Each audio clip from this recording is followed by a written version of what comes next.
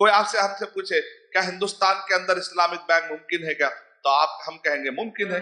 وہ کیسے بھائی؟ جو بھی ریزرو بینک سے ٹکرانے والے چیزیں ہیں وہ مت لائیے آپ ہندوستان کے اندر، اور شریعت سے ٹکرانے والے چیزیں پروڈکٹ سے کم کر دیجئے۔ 100 میں سے 50% کی ایجاد مل رہی ہے آپ کو تو 50% لے کے شروع کریے، لا نہیں سکتے آپ، سمپل ہے۔ لیکن کیا ہے وہ 50% میں کیا ہے بزنس مین کا اتنا فائدہ نہیں ہے، اس وجہ سے وہ لوگ لا نہیں پا رہے۔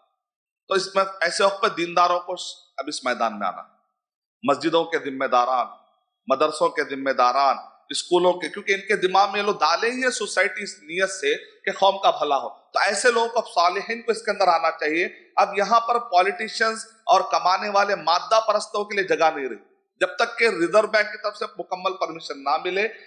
پیسہ لگانے والے یہاں پر جذبے والے، ہمدردی والے آئیں گے، تو آپ کو یہ سارے سسٹم پڑھنا پڑے گا، کون سے سسٹم میں ہمدردی چھپی ہوئی ہے، وہ سارے سسٹم لائیں گے تو دعوت کا کام بھی ہو جائے گا ہمارا انشاءاللہ۔ مال کے ذریعے سے دعوت کا کام بھی بہت پاورفل طریقے سے ہوتا ہے، کمپیریٹیو اسٹڈی کے طریقے سے بعض لوگ دعوت کا کام کرتے ہیں، کوئی مدرسے کے ذریعے سے کرتا ہے، کوئی اسلام اسکول کے ذریعے سے کرتا ہے، تو کیوں نہ ہم اسلامک فائنانس سسٹم کے ذریعے سے دعوت کا کام کریں؟ یہ بھی ایک طریقہ ہے، میں آپ کو انٹروڈیوس کروا رہا ہوں۔